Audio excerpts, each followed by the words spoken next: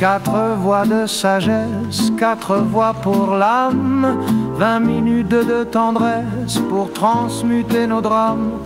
Écoutez les paroles, mais observez les actes. La terre est une école, mais l'école, j'aime pas ça. Moi je préfère écouter les invités de fil au grand bazar de gars, de Gaïa. Et quel que soit votre âge, je vous souhaite un bon visionnage.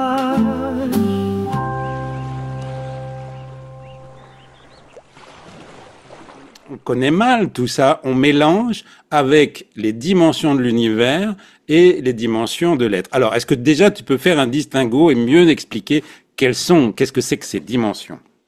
Oui, je pense que c'est important de faire les nuances. En fait, je pars du postulat que tout ce qui vit est multidimensionnel. Alors donc, ça veut dire que l'être humain est multidimensionnel, mais l'univers aussi est vivant et il est multidimensionnel. Et donc, toutes les formes de vie, du macrocosme au microcosme, se représentent en de multiples dimensions. Alors donc, dans ce livre, je parle des 16 dimensions de l'être humain, donc des 12 dimensions fondamentales et de 4 dimensions transitoires de l'être qui lui permet d'accéder à d'autres univers, puisque je parle de d'autres univers aussi. Et donc, en parallèle, actuellement, je suis en train de canaliser les 22 dimensions de l'univers. En fait, l'univers a une multitude de dimensions. Alors, je dirais même presque une infinité de dimensions. Et donc, je choisis de parler de 22 formes de vie dimensionnelles, particulièrement de celles qui sont en relation avec nous, donc qui peuvent nous intéresser particulièrement, parce que si on parle d'une dimension qui se manifeste dans une galaxie extrêmement éloignée de nous et qui n'est pas en relation avec nous, ça a peu d'intérêt. Par contre, il y a des formes de vie dimensionnelles, des formes de vie de l'univers avec lesquelles on est en relation. Souvent, on parle d'extraterrestres, d'êtres vivants qui sont sur d'autres planètes de notre galaxie ou même de d'autres galaxies avec lesquelles on est en contact. C'est vrai, j'en parle aussi à certains moments dans certains livres. Et là, je parle non pas de formes humanoïdes, mais je parle de formes de vie qui se présentent dans une autre dimension. Évidemment, on peut être en contact avec des extraterrestres, d'autres formes de vie dimensionnelles, comme on peut être en contact ensemble à partir de notre dimension la plus coutumière ou habituelle. Et on peut être aussi en relation ensemble à partir de d'autres dimensions de notre être. Donc, une dimension de notre être, c'est un état de conscience qui favorise l'émergence de plusieurs facultés de notre être.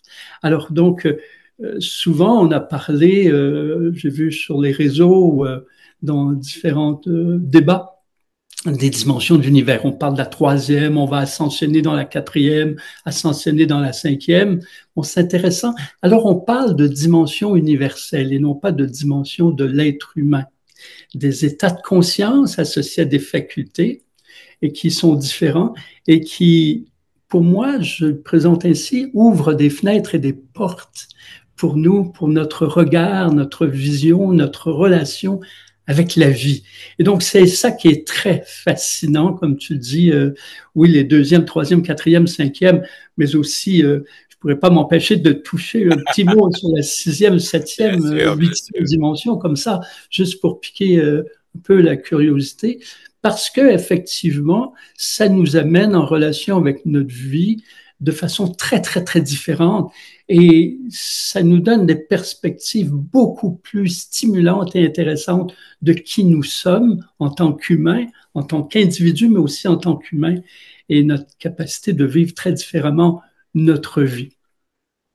Alors, évidemment, ça me fascine, et ça fait 40 ans que j'explore ces dimensions dans lesquelles je suis guidé à aller de plus en plus profondément. Et parce que je parle, si tu me permets la comparaison, oui. Je parle d'entrer dans un état dimensionnel. Entrer dans un état dimensionnel, c'est comme entrer dans une maison. Imaginons que je me présente chez toi. Et là, je suis à l'entrée, tu vois, tu m'ouvres la porte. Et si je reste là sur le palier, j'ai un regard dans ta maison. Disons que j'ai un regard à partir de l'espace où je suis. Et si tu me proposes d'entrer juste dans l'entrée, tu vois, dans le vestibule, ça me permet d'avoir un autre regard. Je vois un peu plus qu'est-ce qui se passe dans ta maison, je sens un peu plus les vibrations. Si tu m'invites au salon pour qu'on puisse discuter, ben, là, j'ai un regard encore plus vaste. Et si, par exemple, on vit plusieurs discussions, on devient amis et finalement, je circule partout dans ta maison, eh bien là, je comprends tout ce qui se passe dans ta maison. Eh bien, entrer dans une dimension, c'est un peu comme ça. C'est-à-dire que tu peux être juste sur le palier d'une dimension, c'est-à-dire tu ouvres un peu les yeux et tu as un petit peu de vision, de compréhension de ce que cette dimension t'apporte. Et si tu vas un petit peu plus loin, ben, tu as une meilleure sensation et compréhension. Et tout cela peut progresser jusqu'à la maîtrise d'une dimension. Alors, donc, déjà, même dans la troisième dimension, je veux dire, oui, c'est notre dimension habituelle des humains, sauf que les humains se situent où dans leur dimension? Le fait d'avoir vécu plusieurs vies, même dans une dimension, ça suppose pas qu'on l'a maîtrisée. Pour la maîtriser, on a à y plonger vraiment consciemment. Et donc, chaque dimension se révèle progressivement. Alors, il y a toute une expérience. On va vivre une première expérience, une deuxième, une troisième. Donc, on pénètre dans notre monde dimensionnel, par exemple le monde de la quatrième, et plus on y va, plus on découvre quelle est cette dimension, qu'est-ce qu'elle nous apporte, qu'est-ce qu'elle nous permet de vivre. Et c'est pour ça que je dis ça dès l'entrée, c'est-à-dire que c'est pas on entre dans une dimension et tout à coup on est maître de la dimension.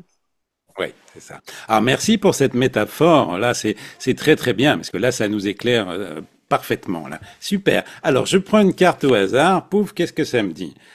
Ah, bah écoute, là, c'est plus sur toi, parce que dans la présentation, j'ai parlé d'ADN, et j'ai vu un documentaire où on me dit que plus de 80%, 85% presque des Montréalais, ici, en tout cas, plus de 60% des Québécois ont un ancêtre amérindien autochtone. Donc, je voulais te demander, est-ce que tu as fait, toi, ton analyse ADN pour connaître ta composition de ce point de vue? J'ai fait une analyse, mais pas formelle. Et ce que j'ai surtout fait à travers les années, c'est des voyages dans des vies antérieures, terrestres, mais aussi ailleurs que sur la Terre, puisqu'on a des vies aussi ailleurs que sur la Terre. Et donc, parmi ces voyages, j'en ai vécu ici, comme amérindien. D'ailleurs, je me souviens d'une époque où ça m'avait tellement touché, où j'étais un homme amérindien avec de très longs cheveux noirs, tu vois, et qui descendent là dans le bas du dos comme ça, et qui était très inspiré par l'être humain de son clan, mais aussi des autres clans, qui voulaient comprendre qu'est-ce qui les animait et tout ça. Et au début de ma quête, c'est une des vies que j'ai touchées. Ça m'a inspiré. Je voulais même extérieurement, je me suis laissé pousser les cheveux très, très longs. Par contre, c'était pas comme lui, ça descendait pas, ça frisait tout à coup. Tu vois. Je montais en frisant. Mais c'était simplement un clin d'œil pour dire que j'avais envie de retrouver ce regard qui accueille l'être avec un espace pour le comprendre, pas comprendre avec un jugement, mais vraiment dans qu'est-ce que l'être humain, quelles sont les nuances entre les êtres humains. Et donc, c'était le début de ma quête et je me sentais un peu revenir à cet être très, très simple, très, très pur. Alors, oui, ça me touche. Tout comme j'ai retrouvé des vies en Asie, en Orient et aussi en France. Oui. Magnifique, magnifique. Magnifique. Merci pour cette précision aussi. Oui, alors, tu dis, alors, est-ce que l'intellect, parce que voilà, on parle beaucoup de ressenti dans ton livre, et est-ce que l'intellect n'intervient pas finalement, ou presque pas dans les dimensions, et s'il n'intervient pas, à quoi il sert l'intellect? Bah, l'intellect et le mental, je trouve que ça sert parce que si ça servait pas, ça serait pas en nous, tu vois. Donc, je trouve que l'être humain est parfait et tout ce qu'il compose a un sens profond. Je pense que l'intellect va servir l'analyse, la synthèse, la compréhension de certains éléments et donc va favoriser un aspect mémoriel. Et plus j'explore les dimensions, mais même avant d'explorer la quatrième dimension qui nous amène en relation avec la conscience et la pure connaissance, je constatais que la connaissance, on a plus d'accès à partir de notre esprit qu'à partir de notre intellect. Évidemment, l'esprit gère aussi l'intellect, mais on a accès à la connaissance, non pas que celle qu'on a inventoriée dans notre mémoire, non pas celle que tu me transmets, mais on a accès à toute la connaissance et non pas pour s'en enorgueillir, non pas pour l'utiliser si on n'en a pas besoin, mais on a accès à la connaissance qui nous est utile pour notre essence, pour notre déploiement. Et évidemment, j'ai été guidé vraiment beaucoup à accéder à cette connaissance, soit en état altéré de conscience comme en état d'éveil. Et je peux en parler longuement. Par exemple, si tu permets, Oui. lorsque j'ai été amené à faire un master en gestion, je te raconte un petit épisode, c'est un peu drôle. Je voulais pas faire de master en gestion, d'abord, j'en avais assez de la gestion, et je voulais faire un doctorat en, en psychologie avec une recherche pour créer une nouvelle forme de collège universitaire en Amérique qui est beaucoup plus naturelle que juste intellectuelle. Donc, j'ai été voir un professeur du doctorat en lui présentant mon sujet de thèse et en lui demandant s'il était intéressé à me coacher au doctorat là-dedans. Et il m'a dit oui. Il m'a dit, fais simplement un ou deux cours en propédeutique à la maîtrise en psycho, et puis je t'accepte par la suite au doctorat. Alors, j'ai fait ma demande, et quand j'ai fait ma demande, on m'a dit, tu dois faire un deuxième choix. J'ai dit, j'en ai pas, je veux que ça. On m'a dit, si tu fais pas le deuxième choix, ta demande est retirée du système. Ça prend deux choix. Alors, j'ai dit, d'accord, tiens, je vais prendre master en gestion. Et là, tout à coup, j'ai été accepté au master en gestion. Alors, j'ai dit, mais non, mais je veux pas faire un master en gestion. Alors, on m'a dit, mais si tu l'acceptes pas, ta demande pour la psycho est retirée du système. Donc, j'ai accepté. Et je l'ai commencé. Et après, on m'a dit que j'étais refusé, bon, en psycho parce qu'il acceptait les plus jeunes, j'avais des jeunes carrières, etc., etc. Alors, bon, je me suis dit, tant qu'à être au master en gestion, je vais en profiter pour accéder à la connaissance, mais de façon différente. Alors, écoute, ça va te plaire parce que je vois ton vaisseau. Je me suis créé à l'intérieur de moi un vaisseau comme le tien, mais avec des assistants, une équipe, tu vois. Et à tous les matins, à l'intérieur de moi, je rencontrais mon équipe. Je disais, voici le mandat. Moi, je vais à l'université. Je ne prends pas de notes. Je suis à l'écoute, je suis présent. Et vous, vous enregistrez tout. Alors, tous les matins, je faisais cette rencontre. En plus, dans mon postulat de base, la connaissance circule. Alors, si tu as écrit un livre, eh bien, la connaissance, elle est là, elle émane de toi. Et comme à ce master, il fallait lire plusieurs livres et que je n'avais pas l'intention de lire les livres, je mettais ma main sur le livre et je me connectais avec l'auteur.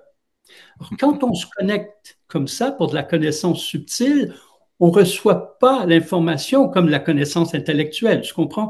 Si c'est une connaissance intellectuelle, tu me le dis, j'écoute, j'enregistre, c'est dans ma mémoire. Du moins, je sais. Mais la connaissance subtile, lorsqu'elle entre, je ne sais pas qu'elle entre. Donc, si je mets ma main, je me connecte à l'auteur, je ne sais rien. Je ne sais pas. Tant que j'en ai pas besoin. Alors, j'en ai besoin quand? À l'examen. À l'examen, on pose une question, que pense l'auteur un tel de tel sujet? Alors, à ce moment, je ferme mes yeux et je me laisse inspirer, parce que la connaissance subtile, ça me dit pas voici ce qu'il pense, ta, ta, ta, ta. Je me laisse inspirer. Donc, j'ai des inspirations, puis je commence à écrire selon ce qui me passe par la tête, quoi. Et Oui. ce qui me passe par la tête, ça correspond à l'auteur. Mais je ne le sais pas parce que je ne l'ai pas lu. Donc, j'ai une confiance à 100% que Oui. j'ai capté l'auteur. Et puis, quant aux questions pour les professeurs, j'ai demandé à mon groupe de mettre les bobines des disques durs, tu vois, pour... Eh bien, j'ai fait ça dans tous les cours du master. Et les notes au master, je n'ai pas étudié. Tu vois, la veille des examens, je jouais au tennis, j'allais au ciné, je n'étudiais pas, mais je rencontrais mes équipes et je me connectais aux auteurs ou aux professeurs pour laisser circuler la connaissance. Eh bien, dans tous les cours, j'ai des A+, parce que les notes étaient comme ça, A+, tu vois, des notes parfaites dans tout le master. Et là, ça m'a vraiment lancé, oui, la connaissance, on a un accès à ça autrement que par l'intellect.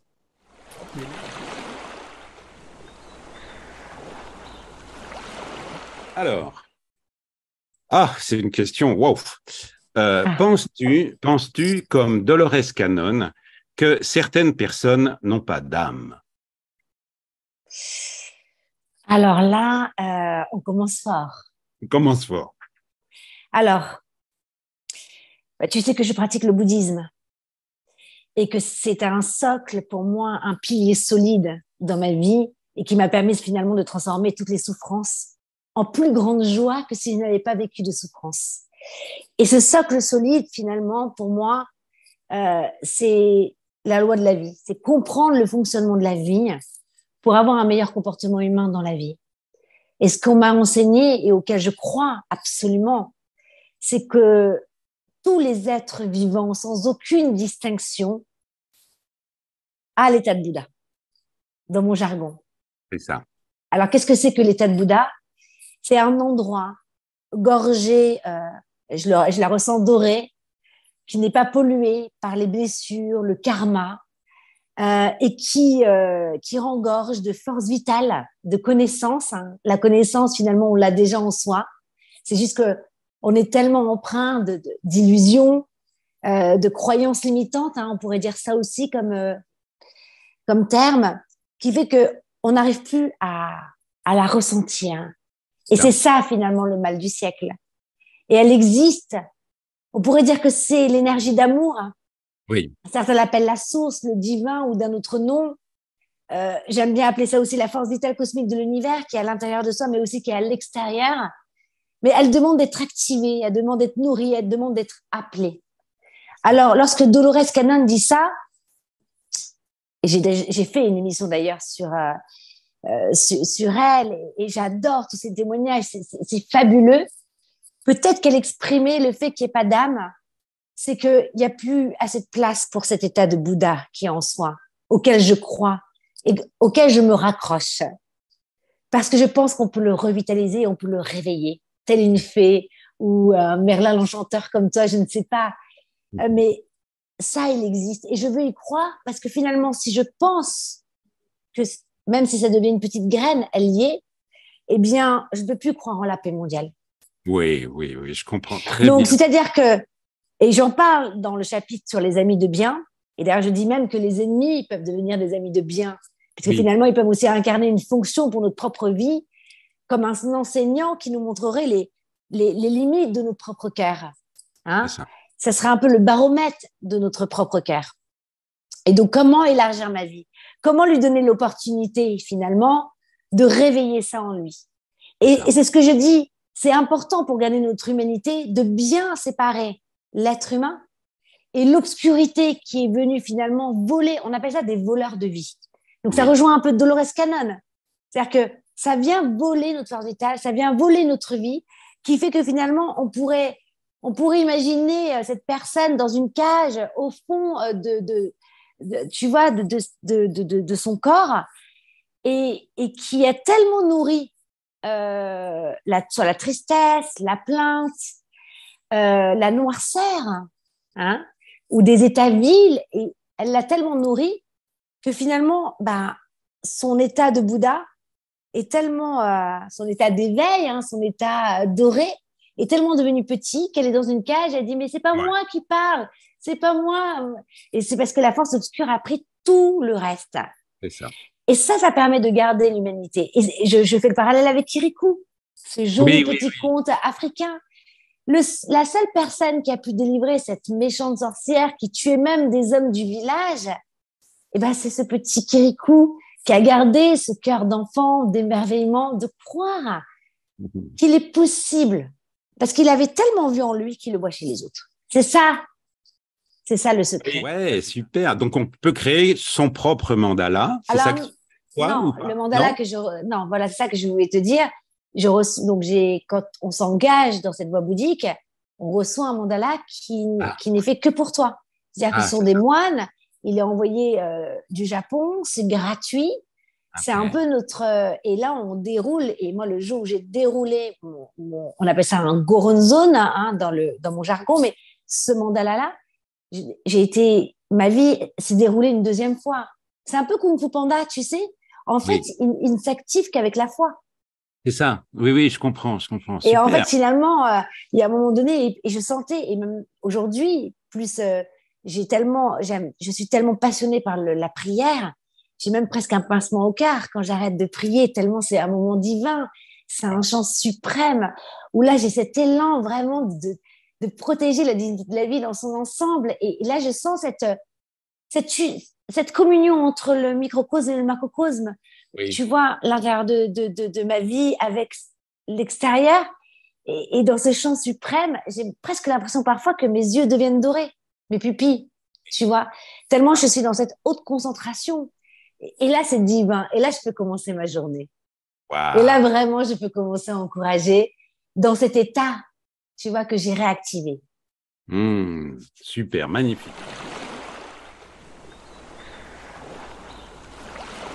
L'imaginaire d'un enfant, mais c'est extraordinaire. Il va s'imaginer un lion dans la savane avec rien du tout, quoi, planqué derrière trois bouts d'herbe. C'est ça l'enfant. Et c'est ça qui est formidable. Et l'humain, il se donne plus droit à rêver, il se donne plus droit à avoir l'attitude d'un enfant parce que ça fait désordre. Bon, parce qu'il a plus l'âge de le faire. Mais si, il faut, il faut garder, voilà, la plus belle chose à garder en devenant adulte de l'enfance, c'est l'émerveillement. Oui. L'émerveillement. Il n'y a rien de plus beau. Il y a, je ne sais plus comment s'appelait ce vieux monsieur qui disait indignez-vous. Moi, Oui, je, oui, oui. moi, je dis émerveillez-vous. Émerveillez-vous. Ah oui, je suis Mm, complètement d'accord avec ça. mm. C'est émerveillé. Alors, pour revenir à rêve, ce qu'on va Oui, faire, on continue. non, mais dans la deuxième partie de l'émission, hein, pour ceux qui veulent bien me payer un café, je vais mettre quelques petits extraits parce que sur YouTube, Oui, j'aurais pas le droit. j'adore, Il y a des droits. j'adore cet album. Donc je vais mettre des extraits que je le découvre moi aussi et ça va être merveilleux. Super. On prend une autre question. De toute façon, tu vas voir, on va dans un sens, on est en arborescence hein, tous les deux, donc on fonctionne comme les mind maps. Alors, ah oui, là on parle d'un mantra, le Gayatri mantra dont tu Oui. parles, qui exprime notre gratitude. Enfin, je résume, voilà, je caricature un peu notre gratitude au soleil et au divin.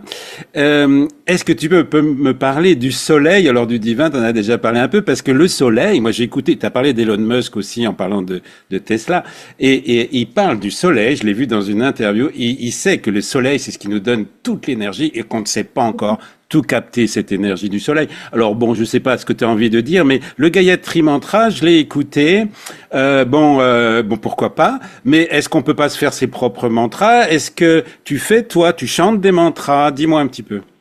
Oui, alors tu vois, la Gayatri Mantra, moi je le chantais les bras en croix comme ça, sur le dos de mon cheval, en tournant les paumes vers le ciel et en regardant la voûte qui était faite par les arbres de la forêt. Et c'était extraordinaire. Et mon grand regret, mon cheval, il m'a tellement entendu chanter ce mantra, c'est de ne pas avoir pu lui chanter quand il est parti. Et il était loin de moi, j'ai pas pu l'accompagner. J'ai toujours accompagné mes animaux. J'ai toujours accompagné mes compagnons à quatre pattes. Et, et ça a été un grand chagrin énorme pour moi de ne pas pouvoir le faire. Et j'aurais tellement voulu pouvoir mettre un téléphone près de son oreille et lui chanter Om Bhurбhuvah Svaha Tatsavitur varenyam Bhargo devasya dhimahi Dhiyo yona prachodaya. J'adore ce mantra. Ah, merci pour ce cadeau que tu nous fais. Waouh. Juste pour revenir sur ton beau cheval, on mettra des photos. Il est parti à quel Il était, âge? hein, il est parti tard, il est parti à 30 ans. 30 ans. Mais il était en pleine forme. Le problème, c'est qu'il y a eu un concours de circonstances qui fait qu'il a eu beaucoup trop de stress et un stress que un cheval de son âge n'aurait pas dû avoir parce qu'il était en pleine forme. Et malheureusement, ben, il a fait des coliques, ce qui est le gros problème des chevaux et il est parti en 48 heures, n'a rien pu faire. Et moi, j'ai pas eu le temps d'arriver à temps. Alors à propos des chevaux, alors j'avais une question là-dessus justement par rapport à l'équithérapie, parce que tu en parles de Oui, l'équithérapie. extraordinaire, Et extraordinaire. est-ce que donc finalement, quand on fait du cheval, on fait pas de l'équithérapie sans le savoir, quoi? Mais bien sûr, le cheval, il y a quand même quelque chose d'extraordinaire. Moi, j'ai vu des enfants euh, autistes, une petite fille en l'occurrence, qui avait 7 ans, qui n'avait jamais sorti un son. Les professeurs l'ont mise sur le cheval, un poney, un grand direct, sans selle, sans rien, à l'envers. Et elle était, sa tête sur la partie la plus douce et rebondie de l'anatomie du cheval, c'est-à-dire sur son popotin, et elle était allongée. Et le cheval était au pas. Le pas redonne le, le battement du cœur et la douceur et la chaleur du cheval. Et elle a poussé un cri de joie pour la première fois en 7 ans. C'était juste extraordinaire, extraordinaire. Et parce que je suis allée voir dans des centres justement où on travaillait avec le cheval et aussi le travail avec les dauphins aussi qui est extraordinaire. Et le cheval, et alors c'est très marrant, j'ai participé à un événement, une grande fête populaire et c'était la dernière édition à l'époque, c'était la route du poisson. La route du poisson, c'est la route qui a coûté la vie à Batel, qui était le, le maître, pas le maître d'hôtel, enfin oui, de Louis XIV à l'époque, qui était chargé de l'acheminement des poissons qui arrivaient de Boulogne-sur-Mer sur Versailles. Et donc, il y a une route qui existe où, euh, symboliquement, il y a une caisse de sardines qui est derrière la roulotte, l'attelage, et il y a des chevaux de tout, des chevaux lourds, semi-lourds, c'est-à-dire que ça peut partir du cheval de trait, de trait ardennais, du bourbonnais, du boulonnais, pardon, les cobs, les franches-montagnes, enfin, il y en a plein, mais qu'on ne connaît même pas. Et ces chevaux, alors avant, il y a un marathon, j'ai eu l'occasion de le faire, c'était juste extraordinaire. Et puis, je pense que je suis celle qui est restée le plus longtemps sur des attelages. J'étais tellement excitée, je trouvais ça tellement extraordinaire. J'ai commencé à 8 heures du matin et j'ai dû descendre des attelages, il devait être 3 heures du matin, je pense, j'ai fait ça. Je n'en pouvais plus. Et mais les chevaux, eux, les cochers changeaient, les maîtres d'attelage changeaient, les chevaux étaient surveillés par les vétérinaires à chaque étape. C'était super bien fait, c'était extraordinaire. Et le dernier attelage que j'ai fait était un attelage de franche-montagne. Et les franche-montagnes, c'est une race qui est de Suisse et c'est un cheval très très polyvalent. C'est vraiment le cheval lourd, c'est semi-lourd et on peut vraiment faire des balades, on peut atteler et tout. Et c'est des chevaux magnifiques. Et il y avait un attelage, il y en avait une qui était mais vraiment au boulot, et l'autre alors qui regardait pleine lune, désert, juste le bruit des chevaux. Clac, clac, clac, clac, clac. Ah, c'était extraordinaire. Mais vraiment, c'est un souvenir, des souvenirs comme ça qu'on garde avec soi au fil des ans. Et à un moment, je pose la question à la personne donc, qui conduit l'attelage. Ah, je dis, il y en a une qui est au boulot, hein. Et l'autre, par contre, elle est distraite. Elle dit, oui, mais parce que tout l'intéresse. L'autre qui est au boulot, il n'y a qu'une chose qui l'intéresse, c'est de retrouver au bout de sa course son maître. Ah, je lui dis, ah bon, alors racontez-moi.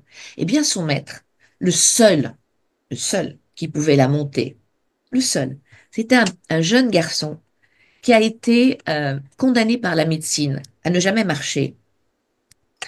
Les médecins ont dit, il ne remarchera jamais. Et puis son oncle lui a amené un jour un poney et il l'a assis dessus. Et quand il est redescendu, il a dit, je sens quelque chose dans mes jambes. Et il a continué à faire ses exercices avec son poney. Et son oncle, après, lui a offert un grand poney. Et ben, de fil en aiguille, d'année en année, ce garçon marche avec une canne, mais il marche. Et il n'y a que lui qui s'est monté cette jument. Elle n'accepte personne d'autre. Waouh, Personne d'autre. waouh. Salut à tous et bienvenue sur Dohan TV, c'est Hamdi et ça fait quand même un moment que je n'ai pas posté des vidéos. Vous m'avez manqué. Aujourd'hui je prends le relais puisque Phil il est en vacances. Il mérite des vacances, ça fait des années qu'il n'a pas pris des vacances, il travaille sans arrêt. Donc voilà, aujourd'hui je prends le relais. Je suis très content que je suis ici car Dohan TV me manque, vous m'avez manqué. Mais ne vous inquiétez pas, je suis ici. On va partir ensemble dans une nouvelle aventure, un nouveau vlog. Donc suivez-moi, allez-y. Et aujourd'hui, notre destination, c'est l'église de Sousse.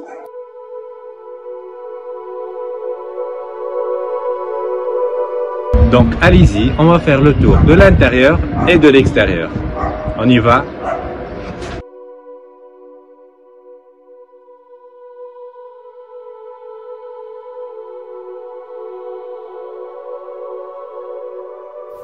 L'église Saint-Félix, située dans la ville de Sousse en Tunisie, est une église catholique construite à l'époque du protectorat français. Elle fait partie des 6 lieux de culte catholique autorisés par le gouvernement tunisien après l'indépendance. Elle assure toujours des offices de nos jours.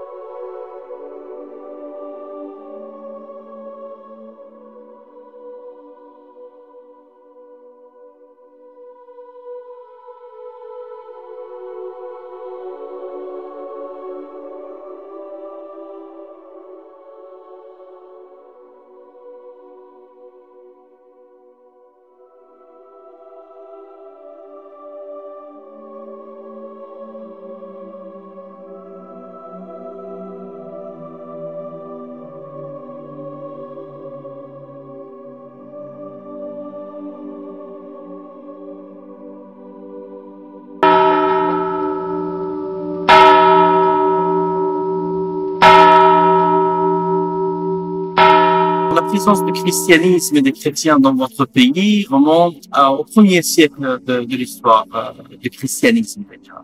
Au premier siècle, il y avait une communauté chrétienne présente et il y a eu des personnages très importants comme Saint Cyprien, Saint Augustin, Perpétue et Félicité, des personnages qui sont très importants pour le christianisme, qui sont originaires de la Tunisie.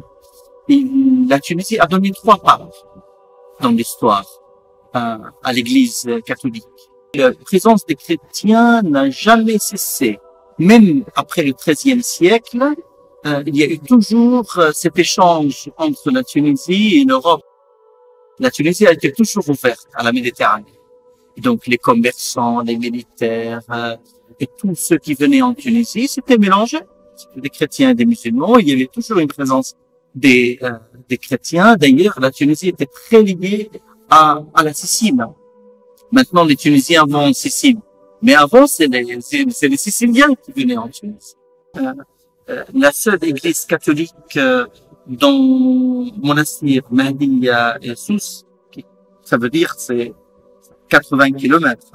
Taïrawan aussi et Mfida, c'est la seule église restée église catholique, si vous voulez. Il y a d'autres églises qui étaient des églises, par exemple Mfida, qui est devenue un musée. Hein.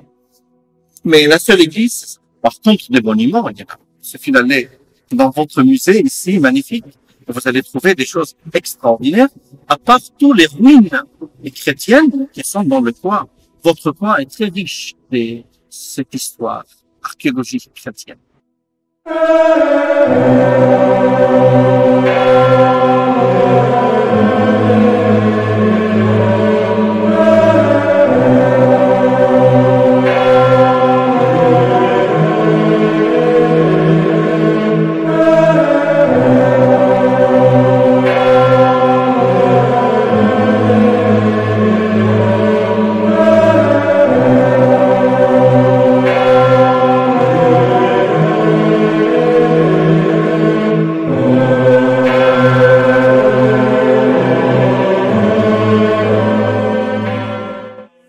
Dans la ville de Sousse, ça varie. Il y a des gens qui viennent pour 6 mois, 7 mois et puis ils partent. D'autres qui sont installés depuis très très longtemps. Ouais, je pense que nous pouvons dire que la ville de Sousse peut contenir entre 2000 à 3000 chrétiens, disons, stables et résidents. Je suis jordanien et je suis en Tunisie depuis 17 ans. Dans l'église, il y a un groupe de jeunes qu'on appelle la JICAT, la jeunesse chrétienne africaine en Tunisie. Donc, ensemble, on se regroupe souvent. Déjà, il y a des amis qui sont là, en train de parler. Donc, après la messe, on se voit, on partage pour être toujours en communauté, pour être ensemble. Voilà un peu comment on vit notre religion. Je crois qu'il y a un grand respect des sœurs, des pères, de l'Église, parce que vous avez le respect dans votre histoire, dans votre culture. Et je crois que vous avez, on peut toujours avoir des exceptions, mais en général, les Tunisiens, et d'une manière particulière, ceux qui sont de Sousse et du coin de Sousse, qui sont habitués à avoir tant d'étrangers, je crois qu'ils ont un regard assez respectueux par rapport aux chrétiens. Surtout que les chrétiens aussi se respectent et respectent aussi les lois de pays. Ouais, j'ai des amis musulmans, beaucoup même. Ouais, ils sont normaux, ils respectent ma religion. Moi aussi, je respecte leur religion. Donc, on est pareil. Voilà les amis, merci pour votre attention. N'oubliez pas de vous abonner à la chaîne, de liker la vidéo et laisser vos commentaires. À la prochaine.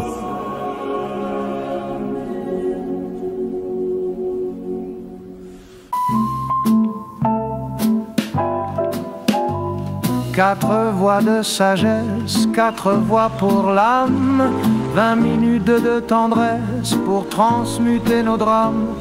Écoutez les paroles, mais observez les actes. La terre est une école, mais l'école, j'aime pas ça. Moi je préfère écouter les invités de fil au grand bazar de Gaïa. Et quel que soit votre âge, je vous souhaite un bon visionnage.